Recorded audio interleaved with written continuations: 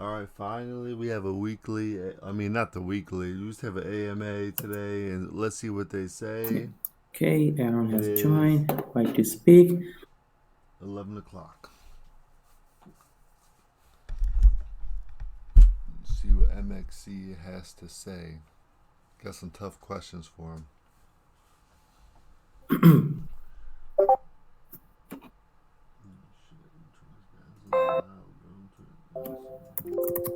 Little loud, man. Turn down some more.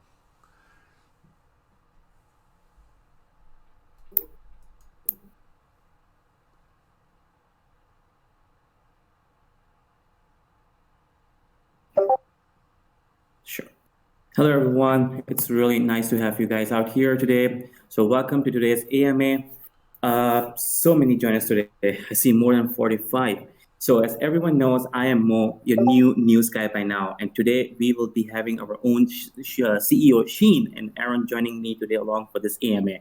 So before we can start, just let everyone know that this AMA will only be for 1 hour until 6 p.m. And we have list of questions from our passionate supporters, which were sent to our MXC ambassadors, Monok and Keith, which we will be answering first before we let the stage open to everyone.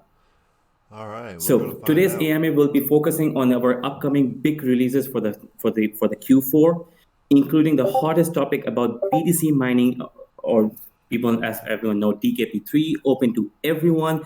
We will also be talking about scaling up on device provisioning and other IoT products. And also, as everyone was waiting to hear about NFTs, so we also have some big news about NFTs. Lastly, I almost forgot to mention, last week you also launched an application for getting registered ETN, or exchange traded note, on a very own German Wall Street at Deutsche Börse in Frankfurt.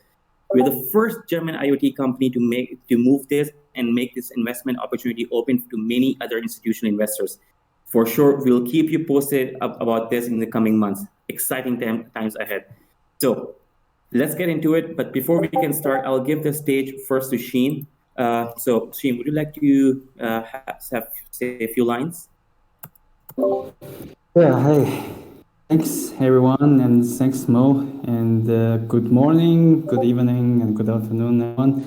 I'm Shane here based in Berlin, and it's very great honor to be here again. So last time I remember it's on YouTube that we did a very massive AMA with everyone answering questions and talking about what we do and what is our vision. And I think today we are going to welcome more newcomers and new family members here to get to know more about us and get to know more about this project, about our vision, and about what we're heading for. I feel very excited, and this is the most important Web3 infrastructure in blockchain industry. I believe you guys only see that few projects like us are building such important wireless infrastructure for Web3 applications. So very glad that you guys are building with us, and I feel very, very honored to answer your questions and to exchange ideas with you guys. Thank you, Sheen. Aaron, would you like to take a few minutes? I'll take 30 seconds. Hi, everyone. Welcome to another AMA. Thanks for joining us today. I think there's probably a lot of questions out there in regards to what's happening in our future rollouts. I think we're expecting, or I know we're expecting, a very strong Q4 to end this year. As Mo already touched on a few different aspects, we're rolling out device provisioning. We'll continue to roll it out. That's a super exciting aspect in regards to IoT, and also integrating a lot more hardware partners on board. We'll be talking a little bit about NFTs. I know some questions about DKP3 as well, BTC mining. And as I said, there's a lot of big things to look forward to in Q4 this year. So, running into the end of this year, I expect some big growth in regards to our operations, our network, the team. And I'm really excited. I think, we have a kind of a future that we're heading towards now, that we've got a strong vision that varies from other people within the IoT industry, and I'm very proud of that. We've always kind of taken an approach that's very different from typical mining. I think a lot of you will notice that now with other companies and other miners and what they're doing. is that the network starts to slowly but surely break down, and there seems to be a lot of issues around that. The decisions we made approximately 4 to 5 months ago now is exactly for this purpose. So we can talk about sustainability. That's why we make these decisions. And we make these decisions not because they're necessarily popular, but because they're the right decisions to make. And I hope that everyone now has the hindsight to look at those and understand why we've made these decisions and why will we continue to make decisions such as this in the future in order to strengthen the network and strengthen our support and really ensure that we can get more people involved. It's been exciting times, and as I said, Q4 should be quite big, I think, for everyone involved and all supporters on a variety of levels. Anyway, in saying that, I'll hand it now back to Mo. Thanks, Aaron. So I'll keep it short. So how we do this? Like first, let's answer those questions from our supporters from the community, because I think those guys are a bit shy to speak. So let's answer those questions first. So starting with it, I have a few questions from Andy. Firstly, Andy would like to know, what is mining difficulty and how will it affect miners' earning?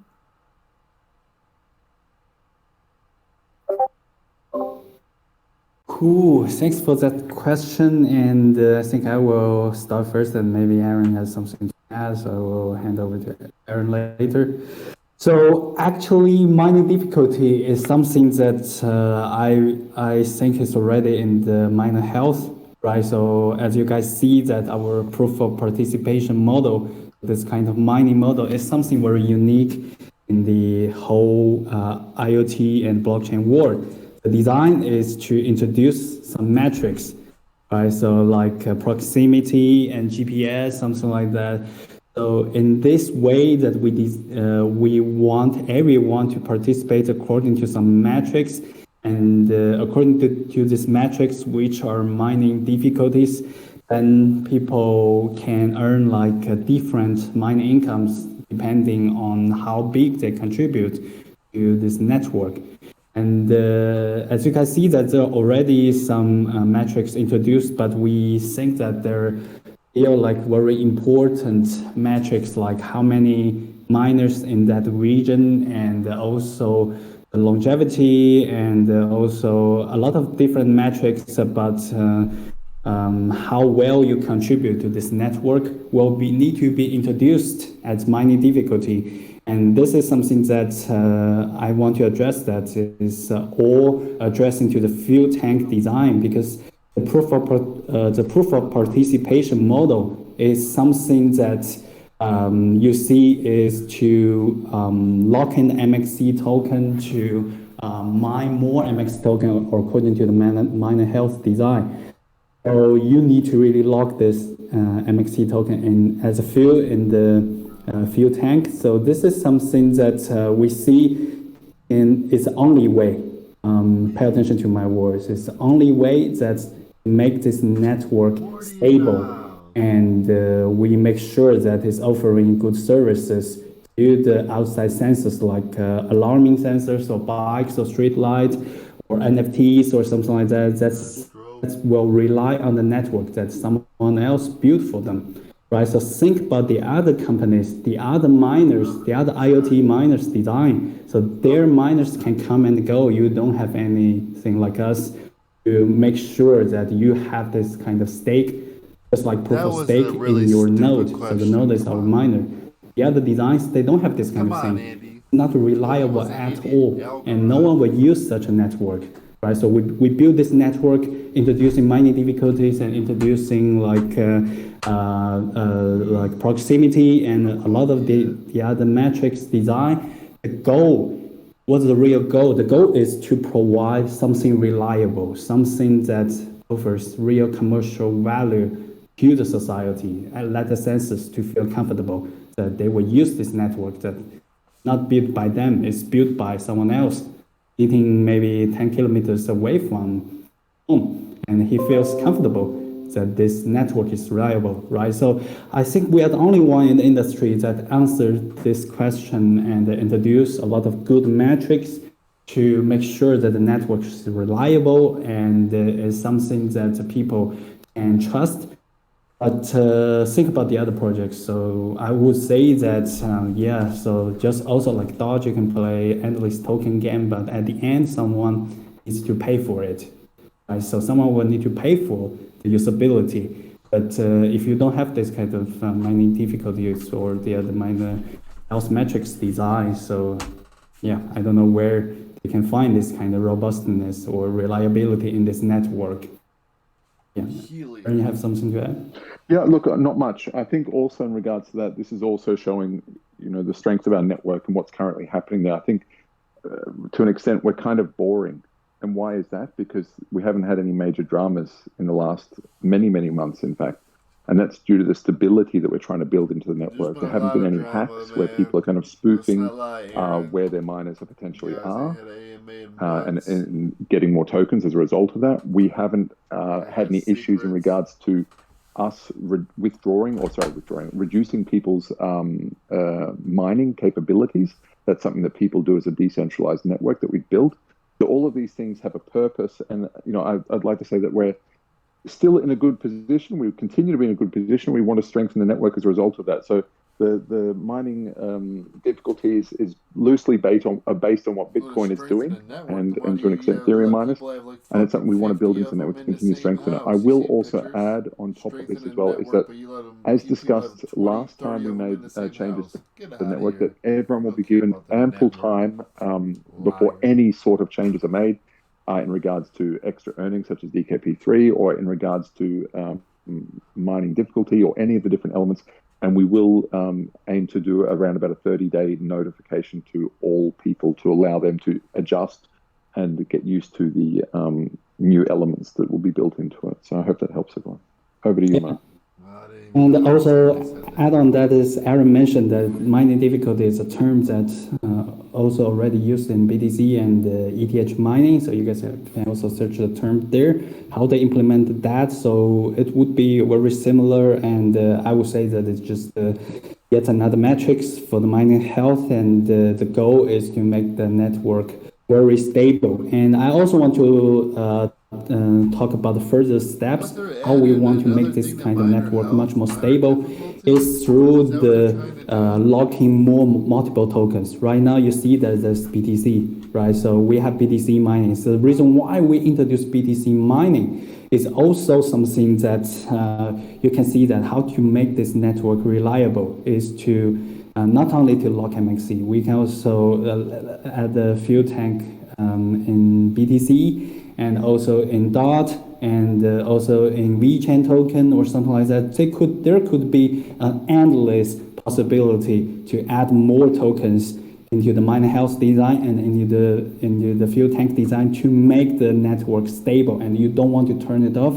You don't want to move the miner away from providing the usability to the outside world, and you want to keep it running, and you want to keep it more and more stable. And this is also why we see that big exchanges like Coinbase or Huobi or Binance, they have multiple tokens locked inside of their wallet. So this is the reason why that the more tokens in their wallet to trade, so the more stable exchanges will be, right? So we designed this kind of thing to make sure that you don't want to easily to turn off your miner, because this thing only consumes a very little bit of energy, very little bit of bandwidth, internet bandwidth. So yeah, you will need to maintain it, and you will need to add more tokens on it, and make sure that it's something that is stable, reliable, providing commercial values to the outside network like 4G, 2G, 5G networks that's already out there. Perfect. Thanks, Shane. Thanks, Ron, for answering that. Moving on to another question from Andy. He would like to know how Chinese regulations affect the deals with MXC. Cool. So yeah. I think that would be the answer for me to answer. Yeah, so I think Chinese regulations is always something that's good for the whole industry, just like some joking about this kind of Chinese crypto ban from 2013. You see that every time it's created a very good entry points for everyone, right?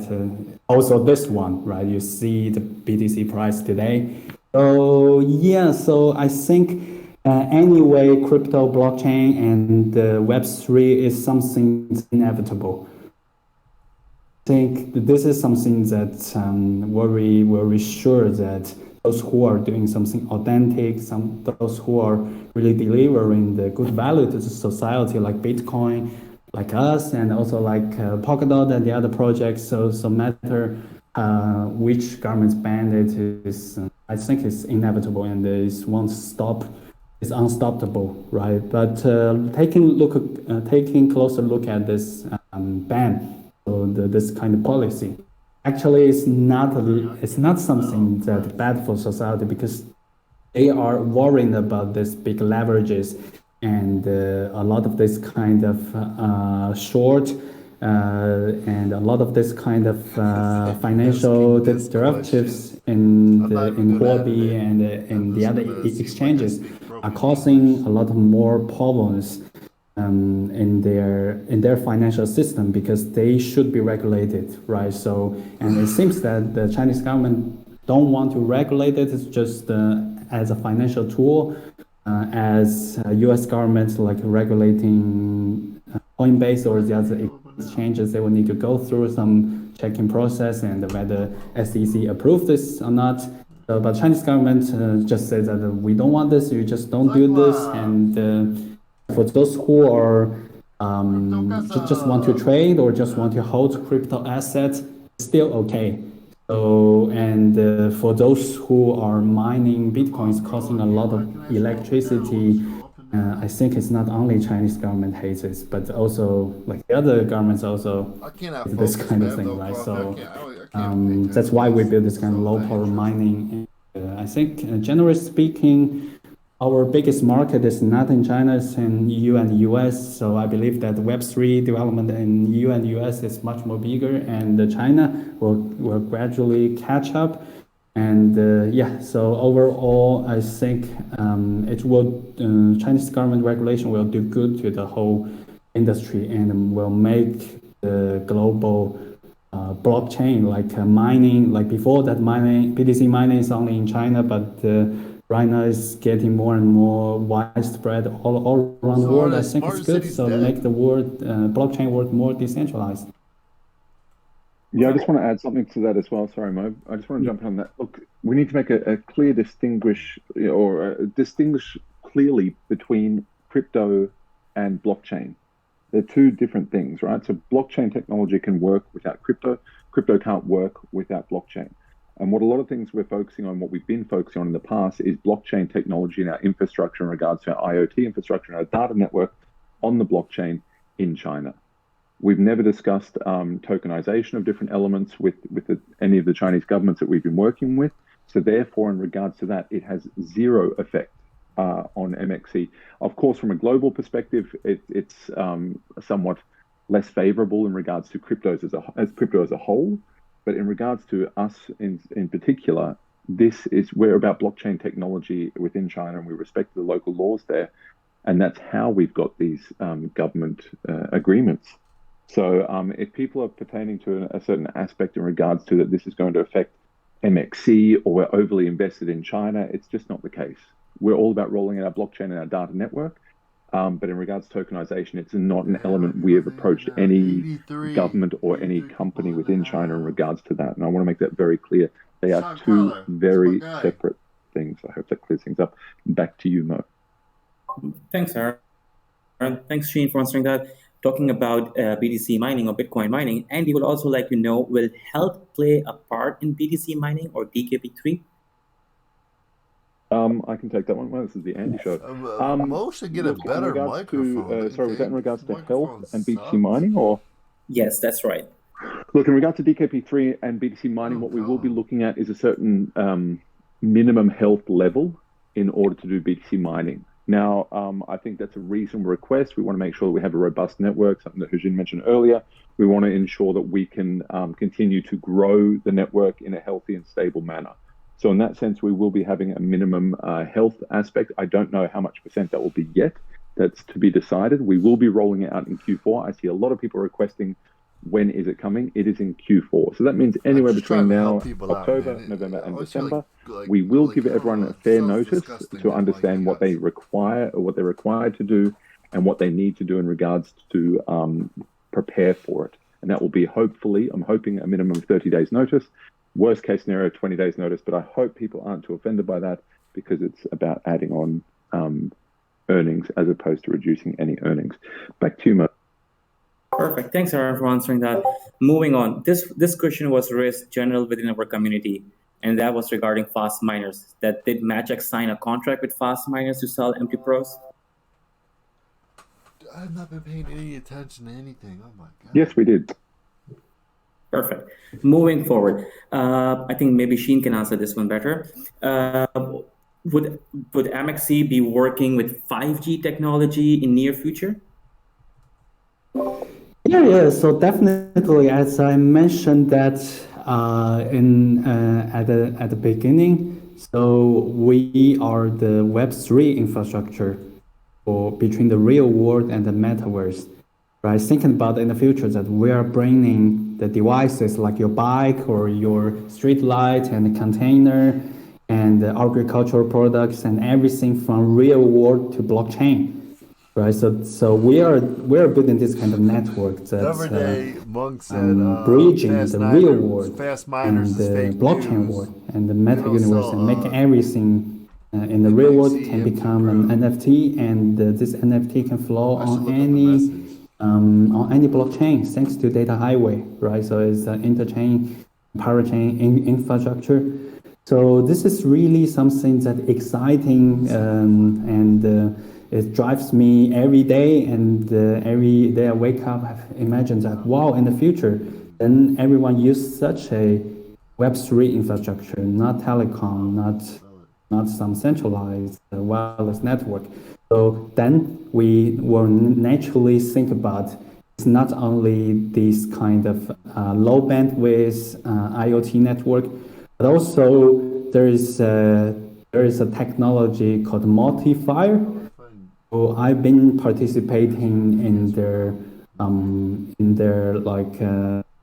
borders meeting from 2019. I've been there and talked to the management, and they also got very excited, and we have been like talking to them in the last few months, especially Nokia, because Nokia is leading this unlicensed 4G and 5G networks.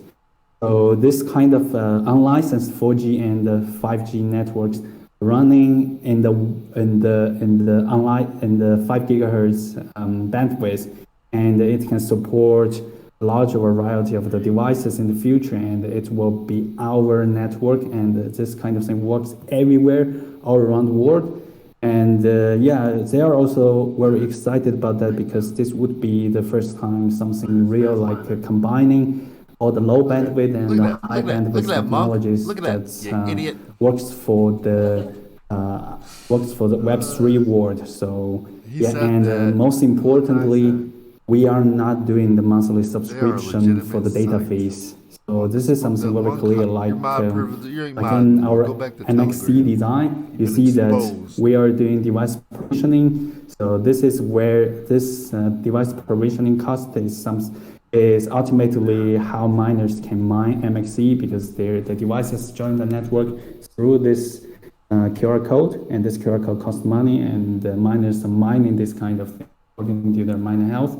And we don't have like data fees through this kind of thing as the network Web3 infrastructure should be open and should be free. So this is something that's very, very clear, and the business model will always be like that, and make open and free 4G and 5G network along with LPWAN, and also low power to the larger variety of world, and let everybody to go to enjoy the Web3 and the decentralization of the data and the control of their own things.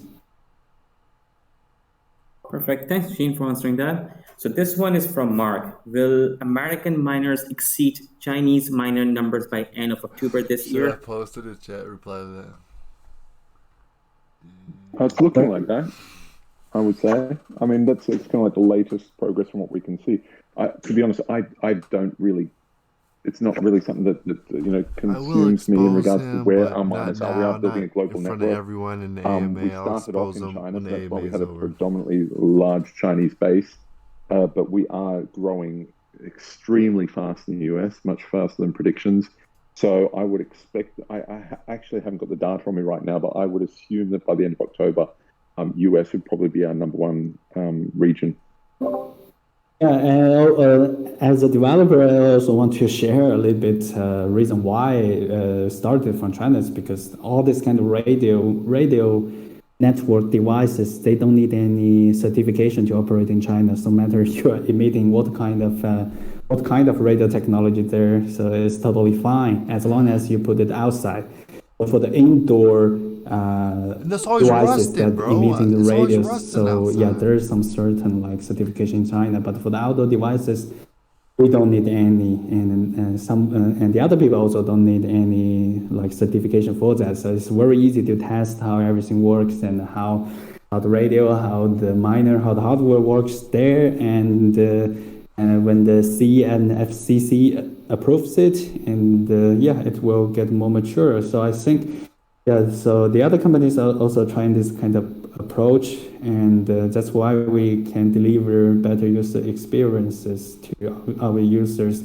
And is always something that concerns us the most is the quality of this kind of products and the choices of this kind of components, electrical components. Because if you tear down our devices and comparing to the other IoT miners, you'll see that so we chose the components that works from -40 to 80 degrees Celsius. So this is something that's very important. So we want this kind of devices to stay in a very rigid environment and works for 5 to 10 years to provide consistent and robust connectivity to the society. It's not some Raspberry Pi or MediaTek toys that could degrade in a few years. It's definitely not. So if you really tear down, I recommend everyone to check every model of the chips that we selected. You'll find that it's all industrial grade, and the working condition is very rigid and it can work very long time. Perfect. Thanks, Gene. Thanks, Aaron, for answering that. So one from Willie Wilson, and he would like to know the improvements are what we are planning for MXC protocol, and also how big is the development team? Yeah, I can take that. So there are always plans to improve the MX protocol. As you got, protocol is a layer 2 solution, the layer 2 IoT scaling solution. So that's why that you can see that no any other blockchain. So some blockchains, they claim that they can support like millions of devices to pay each other to have such high TPS.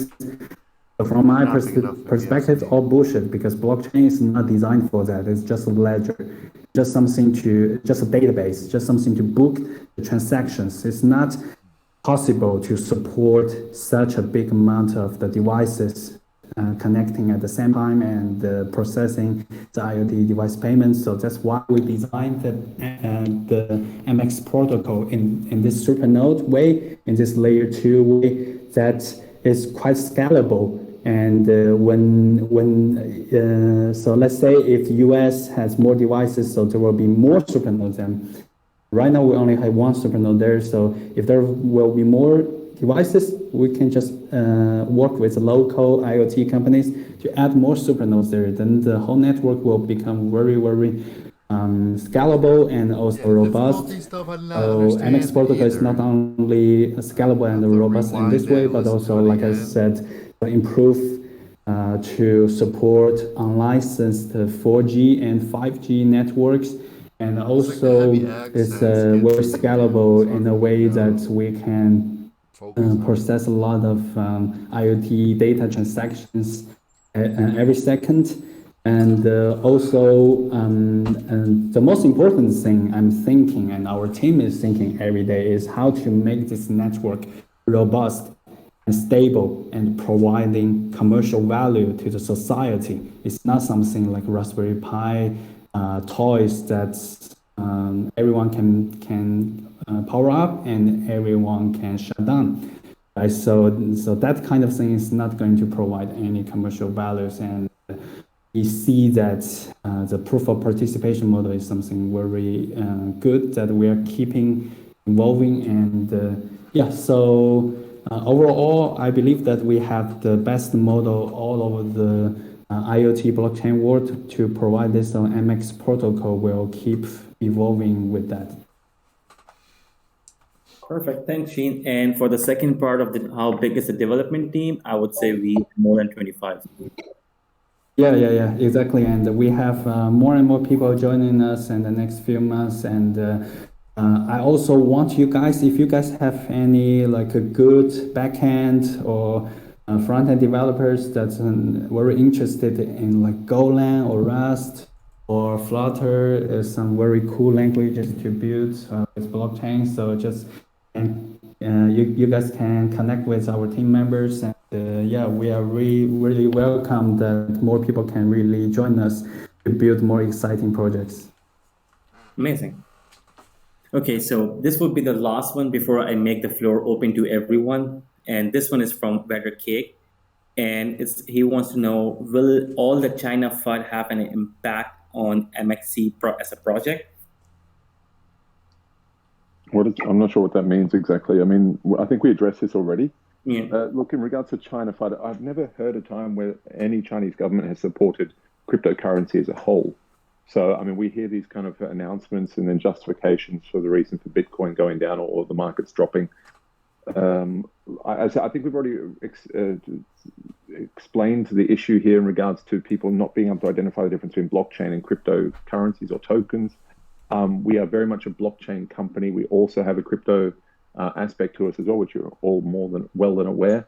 But at the end of the day, we have been rolling out our blockchain infrastructure, and that's what a lot of our miners are doing in regards to our data network as well. So I think we've covered this question. Perfect. So I guess these were all the questions from the community which I had. Now the floor is open for the questions. So guys, go ahead, ask us questions. Anyone want to raise his hand first? Hands broken, bro. Okay, I see 2 hands raised. Okay, first of all, I would like to invite Brock on the stage. Brock in the house. Okay, let me invite him to speak. Hi. Yes. Hi, Brock. Understand? Correct? Yes.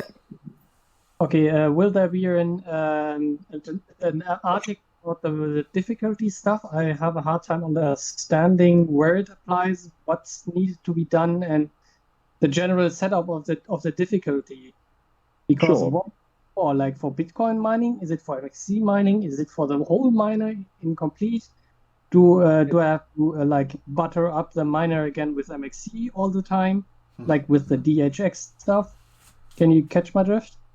I can catch your drift. Yes, of course. Look, we'll release articles, we'll release videos, we'll give more than enough notice to all interested parties. I understand on last news update, I think Siwan mentioned these 2 words, and it seems to be echoing throughout all of the echo chambers. We will ensure that we announce it. I think sometimes we try and be extremely transparent, which causes a lot of fear within the community, which is very... Yeah, it's, as I said, like we've committed to, we want to roll out these 30 days notice, minimum 30 days notice, but we will, of course, roll out some articles and, of course, some videos to explain it so people understand the process, how it all works. Look, I don't think it's anything to be majorly concerned on. That's being brutally honest. It's something that will probably affect miners in regards to difficulty, same as with Bitcoin miners as their age continues to kind of increase and they've been on the network longer, therefore they need to learn how to participate in regards to certain things. But for other miners, I don't think it's even going to be noticeable for them. But as I said, of course, I don't want to go into it too much because I feel this will just become a discussion purely around that. I will state, yes, 100% we will release articles, potentially have another follow-up AMA specifically for that topic if needed and if requested by the community. and we'd be more than happy to discuss that as we continue moving forward. Okay, I'll be looking out for that because I need to understand what it implies. Because if I need to put in more MXC to get rid of difficulty, it's kind of like the same with miner health, and it eats up MXCs. It eats up tokens. It does. You're right. And if it eats up would. like capital, I would like to know where it's for, what it's for. What are you doing with it? Understood. But I think what's important as well is before we start just coming up with ideas of what it could be and how negative it could affect I know. people. No, I'm not negative. No, but I'm just saying I would strongly suggest that we just before we get into some hyperbole about what it could be, I would just suggest that we just we will release it with information in regards Brock, to I love it. Great question. an announcement, articles, videos, and then of course more than happy for people to discuss it further and kind of give their feedback on that for sure. Okay, I can understand that. That's okay. Yeah. Thank Yeah. So I can also add on that, Brooke. So thanks for the question. And the reason why we designed this miner health and the fuel tank and this proximity or GPS or mining difficulties, the goal is to provide a robust and a commercial value-ready network to the society. So right now, you understand what we're doing is to put this kind of miner to provide the wireless connectivity to all the devices. Right? And in the future, there will be 4G and 5G unlicensed code multi-file to be added there. So how we can make sure this kind of miners that are running already in the city or in the urban or in the rural areas that are already connected a lot of devices will be consistent, will be robust. Right, so this is something that I think from 10 years ago, Satoshi already mentioned that he designed a proof of work. So this kind of thing to solve this kind of problem, but he is solving the ledger, the consensus. So who can write this database problem? But this wireless network, because it's really a wireless network. If your 4G connectivity is done, you call the telecom, they come to fix it. Right, so this is very easy. But the miners, they're providing the wireless connectivities. Right, so you see that we designed miner health and in the future that we will releasing miner difficulties, and also we will do a lot of multiple tokens can be mined here and can be added to the miners. All of this is to answer the question how to make this kind of miner to be consistent, to be more robust, to let people to know that I don't really easily want to turn it off, and I want to keep it on, and I want to put it higher, and I want to put it more outside, and I want to manage it, make it more stable, and so this is something that you see, like I said, in the exchange industry, you see that more tokens in one exchange will make this exchange more stable, and also the longer this exchange survives, and so the more requirements will be there, and this is what we call the proof of participation model and the MX protocol design. So it's really we design everything just to answer this question. Thanks, Gene. Thanks for answering that. So moving Brock back to audience, and now inviting Burnt by 89 to the stage. Hey guys, so two questions for you. The first one is in regards to this AMA. I know Monarch gathered all of the questions across the different social media platforms, and due to the limited time, I know only a subset of the questions were addressed. So my first question is there any way that list could get published, and the questions that were asked that weren't addressed, could there be just a quick sentence or two outlining those, and that maybe be a pinned message, just so everything gets answered due to the limited time slot? And the second question is, right before this, I saw in the Discord group about Jeff no longer being with MXC. So I'm just curious who's leading the product team. And then also if we're going to get back, because Jeff was really good at posting blogs and being very social. And I know he was also working on a product roadmap. So it was very public of what direction the team is going in. And then we could see updates per sprint. And that's kind of dropped off lately. So just hoping for some feedback on that. Thank you. Sure, I can take that one. Yes, of course, we can certainly answer the questions. I don't have a list of them myself. Maybe Mohammed's got those, but I'm more than happy to have the team work on those and just give maybe a one-sentence answer. Not a problem with that at all. In regard to Jeff, yes, that's correct. He's moved on. Look, I'll just discuss this as openly as possible to you all. Look, crypto is a very intense industry. And that goes for people who are vested in it or invested in it, and people who are vested in it from our side in regards to the team and the amount of work we put into it. And that means it's pretty much a 24/7 job. And I can speak for a lot of our employees who get messages at 2, 3, 4, 5 a.m. With people expecting responses within 10 minutes. Otherwise, FUD starts, etc., etc. And so it's quite taxing on a lot of people. It's taxing on families.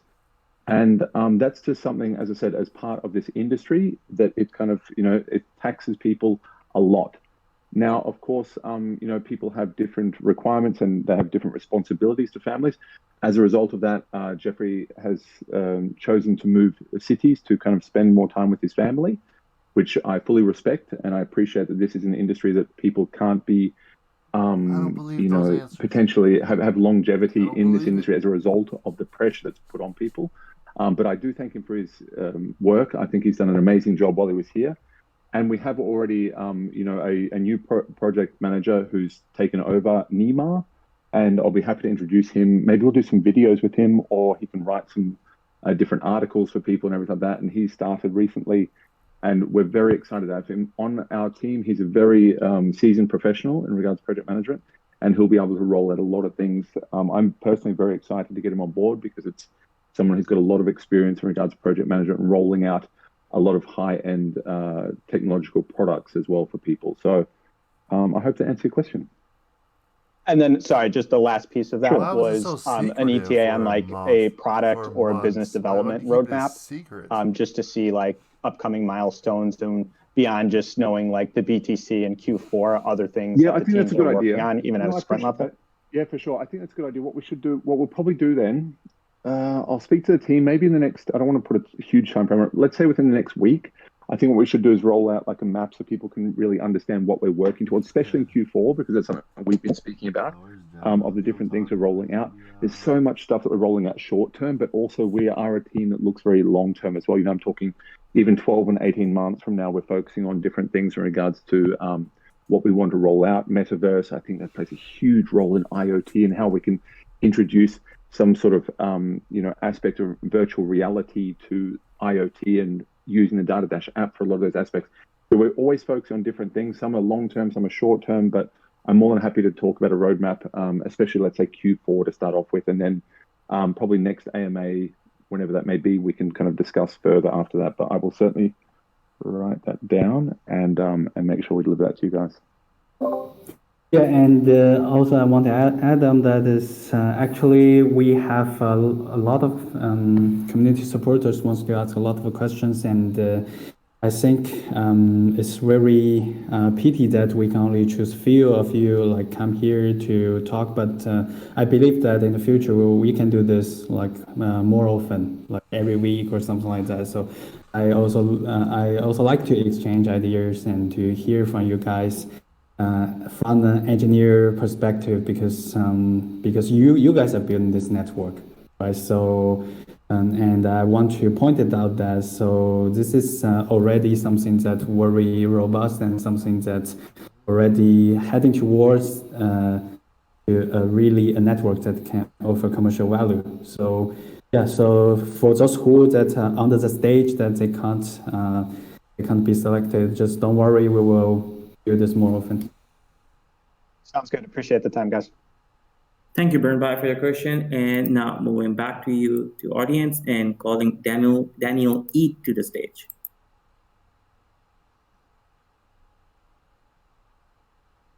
Hello, guys. Can you hear me? Yes, we can. Hi, Mo. Hello. Love your videos. Hi, Aaron Harshin. First of all, congrats for the recent investment, and also I don't know how to pronounce that, but it's listed in an exchange, right? I don't know how to pronounce a German exchange, right? Oh, this guy's a shill, I think. Yeah. He's the ambassador, so he's acting Yeah, like, yeah. come on. Congrats on that. So I just want to have like just one really simple question. So after this, I mean, so I'm into NFTs these days. So there was just little information about MXC going on NFT. I just saw in the last AMA. Any particular rollout of like how you want to incorporate it to the miner? Thanks. That's all I have for now. I'll quickly touch on that and hand it over to Hujin. Basically, what we want to do is we want to do something different. We see there's a huge interest in NFTs right now. Something Mo mentioned on the news, I think it was around about 2 weeks ago, is to focus on FNFTs or functional NFTs. And I think that's really an exciting element. Also, focusing on device provisioning elements of NFTs. And what I mean by that is reducing elements of counterfeit in hardware, counterfeit of devices, counterfeit in chips, etc., where we can create NFTs for them to ensure that you're getting the right products and there's no counterfeit aspects as well. So that's one more B2B aspect of it. We also have some functional NFTs that will be able to be connected to people's miners, and that will enable them to do specific things, have specific rights, have specific voting rights, etc., and that's something we're consistently and continually working on. I can't say too much more than that. Hujin, did you want to add anything? Yeah, I really want to elaborate more on this. It's actually NFT is something that we are very glad to see that it's already going to the mainstream. So mainstream means that the Christie's and the Sotheby's, that they are big auction firms. They're selling this kind of thing, and right. So you guys also heard that they're selling at crazy high price. So this is really like I would say the first time that cryptocurrency and Bitcoin and blockchain is really going to the mainstream because of NFT. But this NFT is not something new, right? From 2015, so Gavin Wood and Vitalik already built this kind of ERC 721. Right, so I don't see this as something relatively new, and also OpenSea funded in 2017 or later. It's not something that recently, but it is really something that already going to the mainstream, and it helped us a lot because as we guys know as we all know that the metaverse is something that's going to be very big, and the big blocking element in the metaverse is NFTs. Right? There's a lot of NFTs in the metaverse that could be traded, could be circulated, could be created in the meta universe. So, but right now the problem of the current metaverse is Jeff's in here only spying digital. on the AMA. Only I digital. know he is. You can't really what attach gives to you- something real, like the very rare pair of shoes that made by you, or made by Nike, or made by Adidas, and a container, or a big machine, or agricultural products, or a bike, something like that. Then you also want to bring it to the metaverse and also circulate on that. So our Web3 infrastructure is something that bridges the real world and the metaverse. And we enable every devices to have its own identity on the blockchain, on the metaverse. And imagine that in the future that you can trade and you can also add some functional NFTs. So we combine the digital ones with the real ones. Like Aaron just mentioned, that it's not only the real world ones. So after you connect your bike to the blockchain and made your bike as an NFT, and you can also add a lot of functionalities on this and on this kind of thing. I don't know whether you guys know the movie Ready Player One or Free Guys. So the idea is very similar to that. It's something real, but based on these real things, a lot of things to be created around this real world objects. So I'm really glad to say that we are on the very good track, that we let everyone to build this Web3 infrastructure and to be the bridge between the NFT world and the real world. And so no matter LP1 or unlicensed 4G and 5G would be a very important technology way to the metaverse. Okay, so not like the OpenSea kind of NFT that we're talking about, right? Well, no, Yeah. this would be functional. I mean, Yeah, these would be more functional. Those ones are just talking. I mean, look, OpenSea, yes, but it depends on what you're referring to because OpenSea is quite a large market. So I just don't want to say that OpenSea is, Right. for example, just CryptoPunks. But it would Right. not be CryptoPunk because these have a functionality to them. And I do not want to, predict the future, but I mean, I don't want to be standing there holding a cartoon in 6 months, put it that way. So these will be functional NFTs. I mean, to be honest, like I bought some NFTs and it made insane gains. No, I So take that all back then. Yes, feel free, like go crazy on them. I don't want to talk badly about any No, market or any network. Aaron, it's not talking bad. Like I totally understand that. I'm not offended at all. I was just wondering, like, since you mentioned NFTs, I was like, okay, so is this going to be listed in OpenSeas, and like, are we going to trade on it? I just wanted to know that kind of like process. For sure, yes, it will be tradable. Oh, so okay. It'll be tradable, but Okay, it'll cost thanks, MXC to trade it. So just just to close that off, if you want to, for example, pass on your rights or the power that that NFT gives you in regards to certain accessibility or functionality, and you say, okay, well, I want to sell this for X, then look, it's a free market. We don't want to be, the central piece to this. This is one more step in regards to our decentralization. So yes. Oh, okay. So just to make a very safe assumption, this NFT is linked to a function, and we can sell that function into the OpenSea market through that NFT because it's linked to whatever function that MXC provides, right? It's actually like I said, combined the real world and also the metaverse, because this kind of NFT can be a bike, can be a real bike, a bike that you own, right? Or can be some artworks that you created in the real world, right? So imagine that we build this infrastructure to bring that real piece of art, that real piece of bike to OpenSea. And also there are a lot of functional NFTs on the top of that. This is something that only we can do. Yeah. Exactly. So basically, it's building out the IoT network, which is very MXT then focused, which is what we're trying to do. But it allows people then to, trade them based on. Look, that's up to other people as well. In all honesty, and whether they trade them in regards to the functionality aspect, if people think there's an increased functionality aspect that could benefit them in the future, or in regards to specific elements within the network, whether that's hardware devices, whatever it may be. Looking forward to it, guys. Perfect. Thanks, Daniel, for your question. So we left with almost 8 more minutes. So I think we can take 3 more questions. But let's see. Moving Daniel back to the audience. Maybe Mo will try and answer these questions really quickly so we can get through as many as possible then. Yeah, sure. So now bringing back to the stage, Andrew Sovilla. Think of this guy. Hi guys, can you hear me? Hey.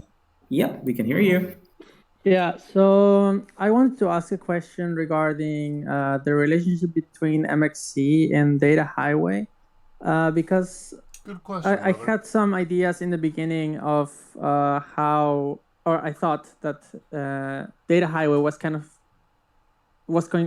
going to be like the slot in Polkadot for MXC, and like in the last couple of months there were like talks about making MXC a DAO, and like talks also of governance in MXC, and like moving the MXC network to DOT and all that stuff, which kind of feels like it's leaving Data Highway on the side.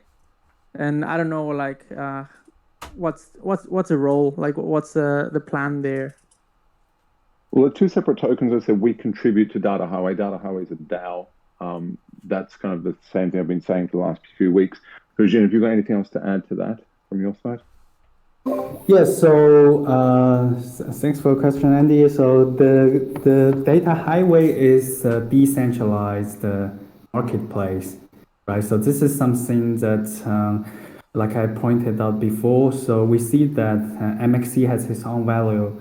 So the value is the network and the device is connected, right? But this kind of value only presented the network. But what kind of unit we use to present the value of the data? So there are 2 different things. Right? So data on your hand. It's not on MXC hand or on Matchx hand or on the other company's hand, because this MX protocol by design just gave the control of the data to you. It's not to someone else, right? So then that's why we and the other projects, we come together to design the data highway as a decentralized autonomous organization, as a DAO, to contribute to the data movement. And why this kind of data movement is a blockchain, and MXC is a layer 2. I think I elaborated a little bit before, is there's no blockchain can support such a lot of devices to pay each other, right? So it has to be a layer 2 solution, like MX protocol, like the supernode we design. And but the data transactions, the data subscriptions, is something that's rather low frequency. It occurs very low frequency. Let's say you want to purchase the data, like the parking lot data in Berlin for the next 30 days or next 180 days. So you just need to pay once. And this kind of a payment is booked on the data highway chain that comes from MXC sensors, MXC network sensors towards IPFS or Swarm or Chia or the other decentralized storage, but through data highway. Right, so you need only to book this kind of transaction once on data highway marketplace. So the data transaction is very low frequency purchase. And this is something that definitely all the blockchains can do it. And especially the parachain that we built on the top of the Polkadot is something that very suitable in this kind of scenario.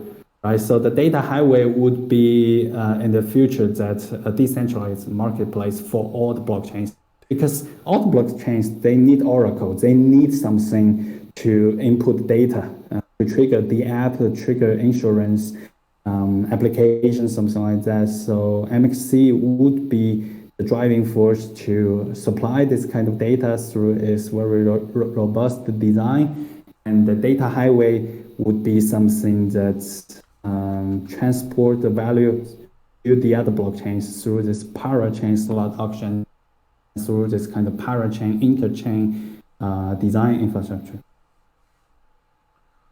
Perfect. Okay. Thanks. Sorry, Andrew, I have to pull you back to the audience because there are 4 raised hands. I think we can only take 2 more questions. Sorry, and if you still have any questions, just write me up and I'll make sure that it get answered, or I will answer you after this AMA. Moving up to the stage is Mining Pop. He has been raising hand for a while. Go up and down, bro. Can you move up and down, bro? Hey, I just wanted to ask about the Tesla event happening. Sure, what would you like to know? Yes, so we Present it. 92 people. In general. Is my shit lagging or is their shit? Hi, can you hear me or? Yes. Yeah, perfect. So we will be there on this coming Saturday until the event. Feel free to come over and visit us and talk to us. You know, we'll be there for sure. So the team will be presenting some different aspects in regards to, and I'm not sure if you guys read an article we wrote for, I can't even tell you anymore, maybe now it's Corona time, I'll say 4 months ago, in regards to charging stations and using the M2 Pro as a prototype in regards to measuring different data aspects in regards to how people drive. And that's something we spoke about and something we'd be speaking about at the Tesla event. The Tesla event is for everyone who's in Berlin as well. I'm not sure if there are still tickets available. I think they're they were limited in the sense that they only invited like a certain amount of people to present and also a certain amount of people to attend. I don't think they can be bought or achieved anymore because I think they're all done. But yeah, thanks for your question. Yeah, so I think the tickets were closed by end of last month. So 30th September was the last day to get your tickets. So I guess like it will be very hard to get tickets. Anyways, moving on, Mining Pub, sorry, I have to move you to the audience. I think we can take one more question, and I see Parag has been raising hand for a very long time again. So inviting you again, Parag, to the stage. Hi, thank you. I was wondering, as always, and I talked to Jeff about this a long time ago. about the functioning state of the network. Is there any device that I can have to like test if this network is actually working? Like I used to look on your website, and it was the old MXC, not MXC website, but the Matchx website, where you could buy a little clicker USB stick thingy where you can run around and like check if the frames are actually doing something. Because if I look at a miner on a friend's miner, I see some frames dropping in, but that could be like pings from you guys.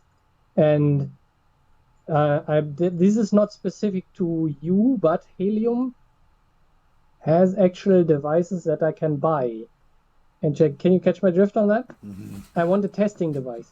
Yeah. So then we already have a lot of devices that are running like in Korea and US and China and in EU, but they're more for the enterprise usage. And the reason why we let them to on the network because they all went through the device provisioning. So the device provisioning is something very, very important in our MX protocol design because the LoRaWAN protocol is not secure at all. So like the other projects building like TTN or the other projects, they let the devices to join the network. It's completely not secure, and it's just something that is not for the commercial usage. Like I always addressing, we need something commercial ready and commercial can provide commercial values. So the LoRaWAN protocol on this kind of level is completely unusable. So that's why we designed the device provisioning. And right now, the device provisioning can, like we announced before, is for the preview. So this is more for the individual users like you to check how this kind of thing works, how beautiful this design that we solved the LoRaWAN protocol problem, and it's our MX protocol design. So then we have a lot of devices that's compatible with this kind of thing, plug-in temperature sensor or anything for you to try. But please understand that it's not. We don't want to roll out a large amount of a variety of the sensors. It's not like that. We realize that if we roll out like the other projects in such an irresponsible way, that in the future that it's really hard to fix this kind of security loopholes, and there's really a big problem in the other project's design. And we already fixed it, and we are in the preview of this device provisioning. You can connect with Mo, and he can introduce you to our team and invite you to this preview, and then you can try how this kind of thing works. Now, just to add on to that, what Hujin meant was other IoT projects in general, no specific other companies. Yes.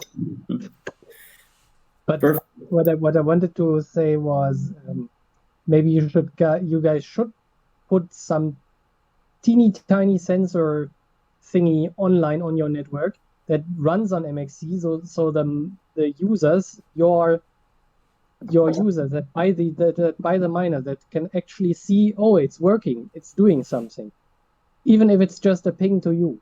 It's like ping and it sends one data packet out. Yes. Because right now at the moment it's like a black box and it doesn't do anything besides sitting.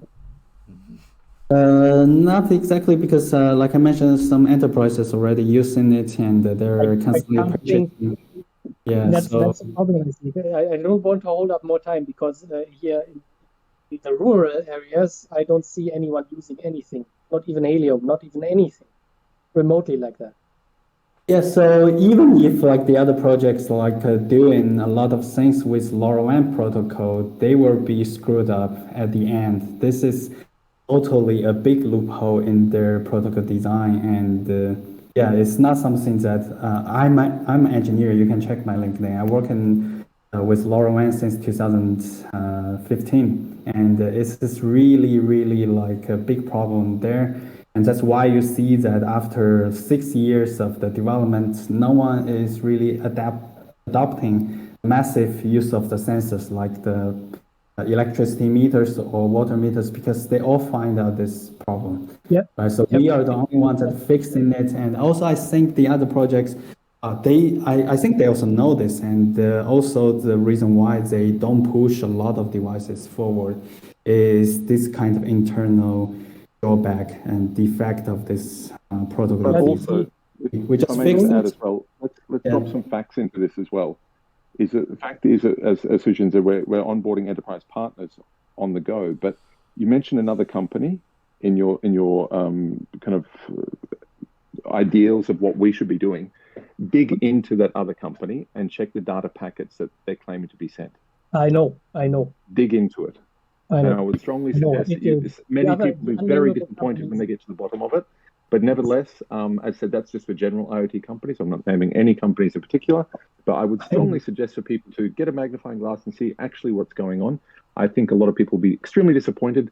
But nevertheless, as I said, we want to do things in an appropriate and proper manner, and by adding on enterprise partners, and not just send, let's say, dummy links to people or dummy data in order to get people excited by the network.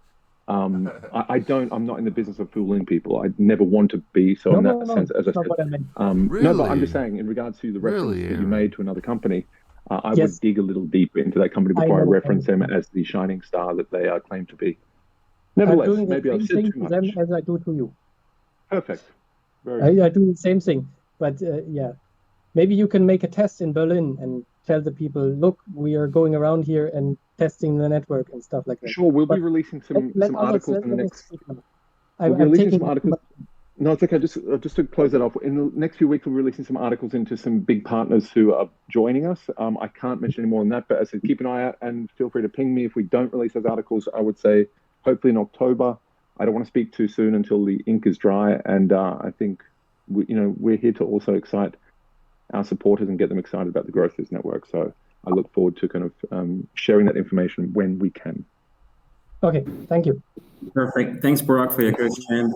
And I'm sorry, guys, we are already over time. So we're 6 minutes over time. And I know there are still some of the hands are raised. So please feel free to reach out to me. You can write to me on Discord or write to Keith or Manak on Telegram, and I'll make sure that these questions get answered. I'm sorry, guys, I have to jam out. And then I would say, guys, feel free to reach out to us, write to me directly. I will make sure this question get answered. Until then, I would say, have an amazing day ahead and kind of amazing week. So till next time. Thank you, everyone. Take care. See ya. About Thank you. time, mother. Thank you. Bye. Bye. All right, that's it. That's the AMA for this week.